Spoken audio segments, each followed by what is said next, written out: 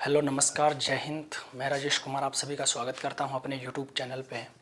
साथियों, आज की जो हमारी वीडियो है वो 10th क्लास के मैथ्स की चैप्टर सेकंड्स की वीडियो है। आज हम बहुपद के मतलब बेसिक इंट्रोडक्शन करेंगे, तो ज़्यादा टाइम ख़राब नहीं करते हुए बढ़ते हैं अपने लेक्चर की तरफ। तो साथियों, जो हमारा सेकंड चैप्टर है वो बहुपद यानी पोलिनोमियल्स के बारे में है। तो हमें आज कोशिश है कि बहुपद का जितना भी बेसिक कंसेप्ट है वो इसी वीडियो में कंप्लीट कर लेते हैं। तो बहुपद को पढ़ने से पहले हमें थोड़ा बीजीय व्यंजक के बारे में पढ़ना पड़ेगा। तो दोस्तों, जो बीजीय व्यंजक है वो क्या होता है कि यह कोई संख्या होती है जो चर और अचर को जोड़ने, घटाने, गुणा तथा भाग करने से प्राप्त होता है। कि जो बीजीय व्यंजक है वो कोई संख्या ही है, कोई नंबर ही है जो चर और अचर को जोड़ने, घटाने, गुणा तथा भाग करने से प्राप्त होता है। कि कोई चर है, जैसे दोस्तों x प्लस में 2, x माइनस 3, x मल्टीप्लाई 5 और x बाय में 8, ये हमारे पास क्या है, बीजीय व्यंजक है। 4 टाइप के बीजीय व्यंजक हैं। कि मतलब क्या है कि चर और अचर को जोड़ने, इसमें दोस्तों x को चर कहा जाता है और इसको अचर, तो इन दोनों को जोड़ने, चर और अचर को घटाने, चर और अचर को गुणा करने, चर और अचर को भाग करने से हमें कोई भी संख्या प्राप्त होती है, उसको बीजीय व्यंजक कहते हैं। अब दोस्तों, चर क्या होता है, इसमें x एक चर है जिसका मान स्थिर नहीं है। कोई भी बीजीय व्यंजक है जिसमें आपको x, y, z, t ऐसे कुछ बीजीय व्यंजक होते हैं, जैसे कौन से x, y, z, t, m, इसमें ये दिए होते हैं, तो इसका मान दोस्तों स्थिर नहीं रहता है। जैसे x का मान 5 हुआ तो हमारा बीजीय व्यंजक का मान कितना आएगा, 7 आएगा। अगर x का मान हमारा 10 हुआ तो बीजीय व्यंजक का मान 12 आएगा। कहने का मतलब है कि x का मान स्थिर नहीं है, और जो चर है इसका मतलब ये होता है कि विचरण करना, कि बार बार बदलना। लेकिन देखो दोस्तों, ये 2 है, ये यहाँ पे 3 नहीं हो सकता है। ये 2 है, हमें पता है कि 2 ही रहेगा। ये 3 3 ही रहेगा, 5 5 और 8 8 ही रहेगा। अचर जैसे 2 3 5 और 8 अचर है, इनका मान स्थिर है, इसका मान स्थिर होता है। तो इस प्रकार कि चर और अचर को जोड़ने, घटाने, गुणा तथा भाग करने से हमें क्या प्राप्त होता है, बीजीय व्यंजक प्राप्त होता है। अब बीजीय व्यंजक से आगे हम बहुपद पढ़ते हैं कि बहुपद क्या होता है। दोस्तों, एक्चुअल में जो बहुपद है ये एक विशेष प्रकार का बीजीय व्यंजक ही है। यह एक विशेष प्रकार का बीजीय व्यंजक है जिसमें चर की घात हमेशा एक पूर्ण संख्या होती है। दोस्तों, बहुपद एक्चुअल में एक बीजीय व्यंजक ही है, और ये एक विशेष प्रकार का बीजीय व्यंजक है जिसमें चर की घात हमेशा एक पूर्ण संख्या होती है। जैसे दोस्तों मैं यहाँ पे लिख दूँ कि रूट x बाय में 5। यहाँ पे देखो दोस्तों, x की जो घात है वो कितनी है, आधी घात है। इस साइन का मतलब होता है कि किसी की घात आधी। जैसे यहाँ पे x है तो x की घात आधी, जो कि एक पूर्ण संख्या नहीं है दोस्तों। जो पूर्ण संख्या होती है वो 0 से स्टार्ट होती है। पूर्ण संख्या 0 1 2 3 4 5। कहने का मतलब है कि इसमें एक्यूरेट नंबर आएंगे, 1 आएगा, 2 आएगा, ऐसा नहीं कि आधा आएगा या कितना भी पॉइंट वाला आएगा, कुछ नहीं है, बस सिंपल 1 2 3 4 आएंगे। तो यहाँ पे देखो x की जो घात है वो आधी है, जो एक पूर्ण संख्या नहीं है, इसलिए ये एक बीजीय व्यंजक तो है, ये एक बीजीय व्यंजक तो है, लेकिन बहुपद नहीं है। अगर इसको बहुपद होना है तो जो हमारा चर है x, इसकी जो घात है वो एक पूर्ण संख्या होनी जरूरी है। तो दोस्तों इसमें देखते हैं x की घात कितनी है, कुछ नहीं है, तो मतलब 1 है। इसमें x की घात 1 है, इसमें भी x की घात 1 है, 1 है। अब x की घात मतलब चर की जो घात है वो 1 है। 1 मतलब पूर्ण संख्या है, पूर्ण संख्या है तो ये बहुपद भी होते हैं। जैसे मैं कुछ बहुपद लिख रहा हूँ, x प्लस में 2, x स्क्वायर प्लस में 5 वाई क्यूब प्लस में 8 एक्स की 5 प्लस में एक्स की 4 प्लस में एक्स स्क्वायर प्लस में 9, क्या ये बहुपद है? जी, बीजीय व्यंजक तो है क्योंकि चर भी है और अचर भी है। ये बहुपद है क्योंकि इसमें x की घात कितनी है? 1 है जो पूर्ण संख्या है। इसमें x की घात कितनी है? 2 है जो पूर्ण संख्या है। y, देखो दोस्तों मैंने बताया कि चर जो है x y z t, इसको किसी भी मतलब अपन वर्ड से डिनोट कर सकते हैं। तो x हमारा क्या हो गया की घात 2 है, यहाँ पे y की घात 3 है।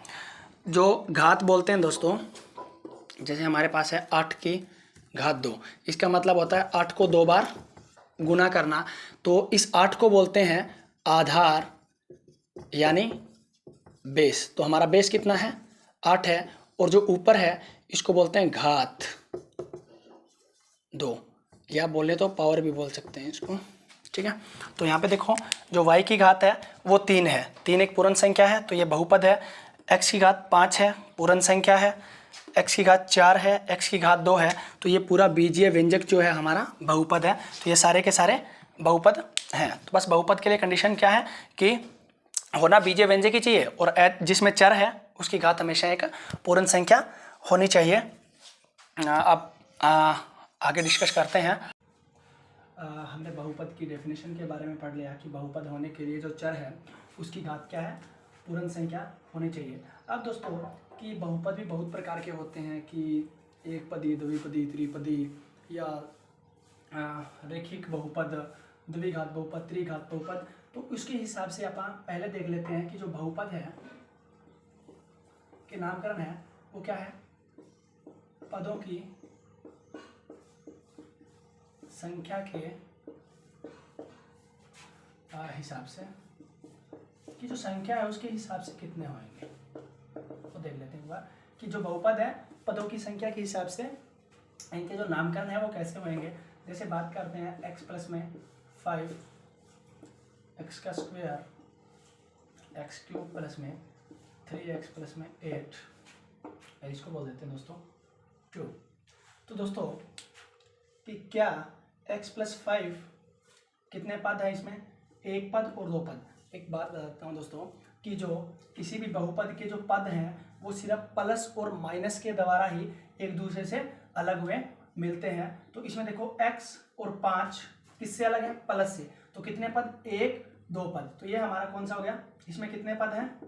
इसमें 2 पद हैं, इसमें 2 पद हैं। कौन कौन से? x और 5। तो इसका जो नाम होगा वो क्या होगा? द्विपदी बहुपद। द्विपदी बहुपद। इसमें x का स्क्वायर में इसमें सिर्फ एक पद है, क्योंकि दोस्तों ये जो x की 2 है ये न ही तो प्लस माइनस के द्वारा किसी से भी अलग नहीं है। इसमें एक पद है तो इसको क्या बोलेंगे? एक पदी बहुपद। इसमें देख लेते हैं x की 3x प्लस में 8, इसमें कितने पद हैं? इसमें 3 पद हैं, इसमें 3 पद हैं। ये इससे प्लस के द्वारा 1 और 2 प्लस के निशान है, मतलब 2 बीच में निशान आ रहे हैं। 3 चीजों को 2 अलग करें तो 1 2 3, तो इसमें कितने? 3 पद हैं, तो इसको क्या बोलेंगे? त्रिपदी बहुपद।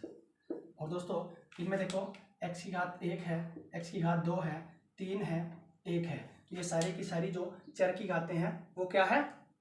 पूर्ण संख्याएं हैं, इसलिए ये बहुपद है। तो मैंने इनको पदों की संख्या के हिसाब से इनका नामकरण कर दिया है। अब हमारे पास 2 आता है दोस्तों कि सबसे पहले तो देखते हैं कि 2 क्या बहुपद है। इसमें हमको x भी दिखाई नहीं दे रहा है, तो हम कैसे कह सकते हैं कि जो चर है उसकी घात पूर्ण संख्या होनी चाहिए। लेकिन दोस्तों आपको एक चीज जरूर पता है कि किसी की भी घात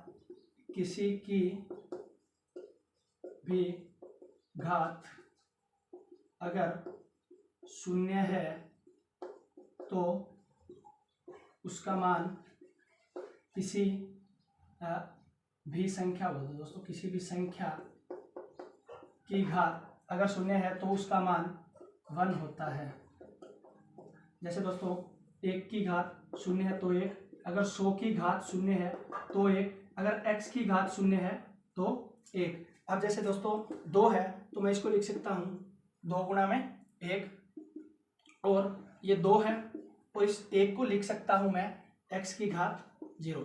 अब देखो दोस्तों चर और एचर को क्या कर रखा है, गुणा कर रखा है, एक बीजीय व्यंजक है, और ये कौन सा, जिसमें चर की घात पूर्ण संख्या हो, 0 एक पूर्ण संख्या होती है, तो इसलिए क्या है, ये बहुपद है। और इसमें कितने पद हैं दोस्तों, प्लस और माइनस के द्वारा ही एक दूसरे से पद अलग होते हैं, लेकिन इसमें कोई भी प्लस माइनस नहीं है, तो ये कौन सा है, एक पदी बहुपद है। ये ध्यान देने वाली बात है दोस्तों कि जो सीधा नंबर होता है वो भी एक पद होता है, एक बहुपद होता है, क्योंकि हम किसी भी संख्या को 1 से गुणा करते हैं तो कोई भी फर्क नहीं पड़ता है। इसलिए जो मैंने 1 है इसको x की घात 0 लिख दिया है। और देखो हमारे पास अब चर और अचर की गुणा भी है, तो ये हमारे पास एक बीजीय व्यंजक और बहुपद भी है। तो कैसा बहुपद है, एक पदी बहुपद है। तो ये तो हो गया दोस्तों कि पदों की संख्या के हिसाब से। अब बात करते हैं कि घात के हिसाब से नामकरण। अब घात के हिसाब से क्या नामकरण करेंगे, जैसे इन्हीं को ही ले लेते हैं, जैसे x प्लस में 5 ये हमारे पास कोई बहुपद है, x की घात 2 ये हमारे पास कोई बहुपद है, x की घात 3 प्लस में 3x प्लस में 8, इनका ही नामकरण कर देते हैं क्या, घात के हिसाब से। इसमें x की घात ज़्यादा से ज़्यादा कितनी है, हमें देखना है कि जो चर है उसकी ज़्यादा से ज़्यादा घात कितनी है। इसमें चर x है और इसकी ज़्यादा से ज़्यादा घात 1 ही है, इसलिए इसको रैखिक बहुपद कहते हैं, रैखिक बहुपद कहते हैं, क्योंकि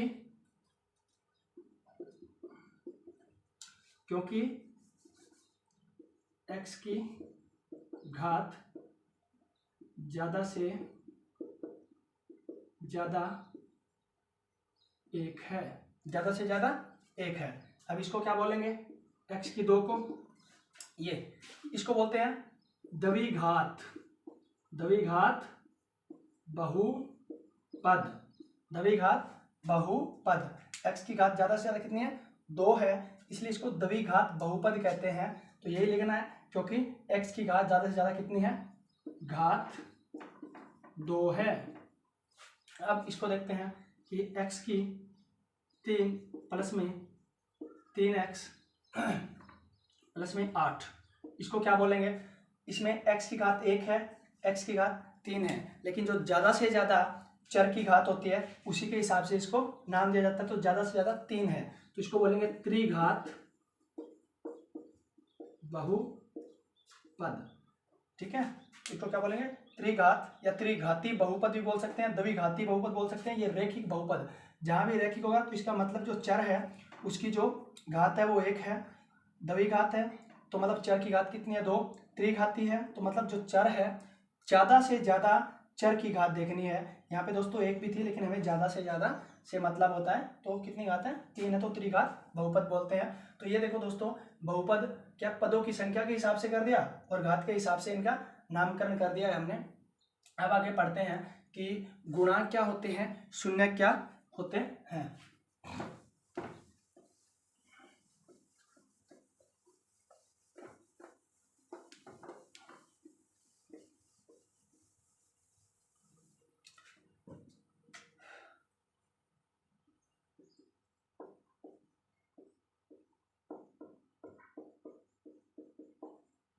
पद में गुणांक, अब जैसे x की 3 plus x square plus 5x plus में 8, तो इसमें देखो दोस्तों एक्चुअल में क्या होता है कि जो अब x की 3 के साथ में कौन गुणा है, x की 3 के साथ गुणा, x की 3 के साथ कौन गुणा है ये देखना है। कि जब मैंने बताया था कि 2 के साथ कोई गुणा नहीं है तो मतलब 1 तो है, तो मतलब इसके साथ x की 3 के साथ एक तो गुणा है, पद के साथ कितना गुणा है वो उस पद का गुणांक कहलाएगा। तो x की 3 का जो गुणांक होगा, x की 3 के साथ गुणा में कौन है, कुछ नहीं है तो 1 है, इसको आप 2 लिख लो, ठीक है। x की 3 का गुणांक कितना, 1 है। x की 2 का गुणांक, x की 2 के साथ गुणा कौन है, 2 है। x का गुणांक, x के साथ गुणा में कौन है, 5। और इसमें दोस्तों कुछ नहीं है, तो मतलब कुछ नहीं है तो 1 है। अगर 1 है तो मैं लिख सकता हूं कि x की घात 0 है। हम बोल सकते हैं इसको अचर पद या x की घात 0 का गुणांक कितना, 8 है। इस 8 को अचर पद भी बोल सकते हैं या x की 0 का गुणांक कितना है, 8 है। एक क्वेश्चन और लेते हैं अभी, जैसे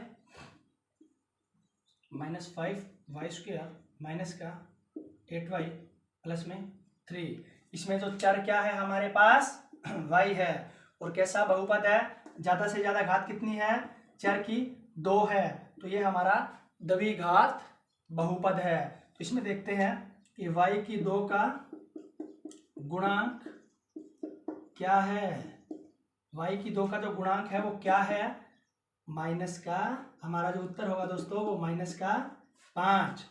y का गुणांक, y का जो गुणांक है वो -8 है। अचर पद, इसको नॉर्मली अचर पद ही बोलते हैं, तो ये 3 ही है। अचर पद कितना, 3। और ले लेते हैं क्वेश्चन कि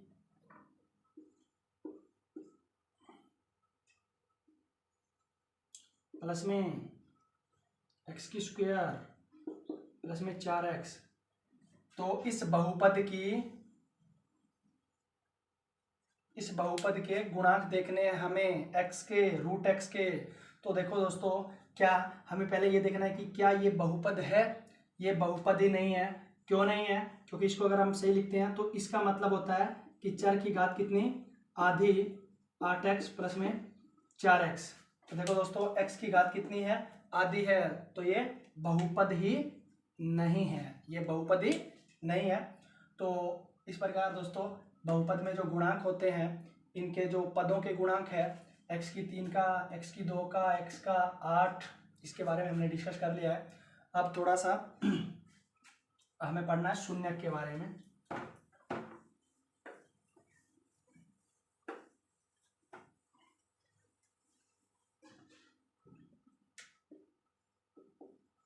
जैसे हमारे पास कोई द्विघाती बहुपद ले लेता हूं मैं,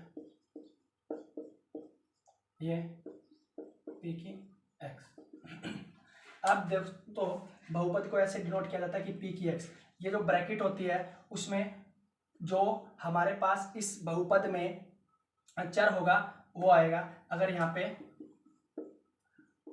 ये t में होती है ऐसे t² प्लस में t प्लस में 3, तो यहाँ जो ब्रैकेट है उसमें क्या आएगा, t ही आएगा। अब बात करते हैं दोस्तों शून्यक की। शून्यक बहुपद के शून्यक की, बहुपद के शून्यक एक्चुअल में क्या होते हैं, क्या होते हैं बहुपद के शून्यक। जैसे हमारे पास एक बहुपद दे रखा है दोस्तों x प्लस में 2, ये कोई बहुपद गिवन है। कैसा बहुपद है, रैखिक बहुपद है, ये रैखिक बहुपद है। x प्लस में 2 हमारे पास एक रैखिक बहुपद होता है, क्योंकि इसमें x की घात ज्यादा से ज्यादा 1 है। तो शून्यक मतलब बहुपद के शून्यक क्या है, तो देखो दोस्तों मैं इसकी डेफिनेशन लिख देता हूं। x का वह मान जो इस बहुपद में रखने पर बहुपद के मान को, x का वह मान जो इस बहुपद में रखने पर बहुपद के मान को शून्य कर दे वह x का मान बहुपद का शून्यक कहलाता है।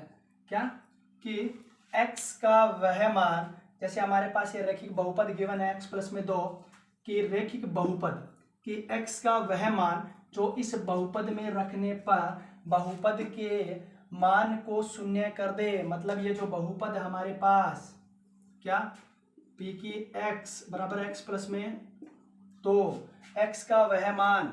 अब देखो दोस्तों, आप x का क्या मान रखोगे? आप x का मान अगर -2 रखते हो तो -2 प्लस में 2 शून्य हो जाता है। तो मतलब इस बहुपद का मान शून्य किस पे हो रहा है? x बराबर -2 पे हो रहा है। अगर देखो दोस्तों, x की जगह -2 रखना, -2 प्लस में 2 0 आ रहा है। देखो दोस्तों, x के इस मान पे, x के -2 पे जो बहुपद का मान है x प्लस 2 का मान शून्य हो रहा है। तो ये जो x बराबर -2 है या -2 इस बहुपद का शून्यक है। इस बहुपद का शून्यक है। x बराबर -2 या -2 इस बहुपद का शून्यक है। इसको निकालने का एक तरीका होता है दोस्तों, जैसे हम बात करते हैं x² - 2 की, कि बताइए इस बहुपद के शून्यक बताइए। तो मतलब शून्यक से हमारे क्या समझ आएगा कि भाई x का वह मान, कि इसमें आप x का वो मान रखिए कि ये पूरे का पूरा बहुपद किसके बराबर हो जाए? 0 के बराबर हो जाए या शून्य के बराबर हो जाए। तो ऐसे पता नहीं लगेगा, तो हम क्या करेंगे, x² - 2 को 0 के बराबर रख लेते हैं। हम x का मान निकालेंगे, x का मान निकालेंगे तभी तो पता लगेगा ना कि x का वो कौन सा मान है जो इस बहुपद में रखने पर ये बहुपद क्या हो जाएगी? शून्य हो जाएगी। तो x को, ये 2 है, उसको दूसरी साइड ले जाते हैं इक्वल के। अब क्या होता है दोस्तों, हमें तो x चाहिए, यहाँ पे x² है, तो दोनों तरफ क्या कर देंगे, हम रूट लगा देंगे दोस्तों, दोनों तरफ रूट लगा देंगे। अब ये स्क्वायर से रूट कैंसिल हो जाता है और ये हमारे पास आ जाता है प्लस माइनस का √2। अब देखो दोस्तों, x का मान हमारे पास प्लस माइनस √2 है, तो इसमें रख के देखते हैं कि जो हमारे पास ये बहुपद है कौन सा था? x² - 2। क्या एक बार x का मान रख लेते हैं √2, रखो x की जगह रखो √2, इसका स्क्वायर -2। अब देखो दोस्तों, ये रूट और स्क्वायर एक दूसरे के अपोजिट होते हैं तो कट जाता है, 2 - 2 0। हाँ जी, x का मान अगर हमने प्लस का √2 लिखा, प्लस का वर्गमूल 2 रखा, तो जो बहुपद है इसका मान शून्य आ रहा है। मतलब ये क्या है? इस बहुपद का शून्यक है। और दूसरा x बराबर -2 पर, इस पे चेक करके देखते हैं क्या होता है। p माइनस का √2 बराबर में कितना?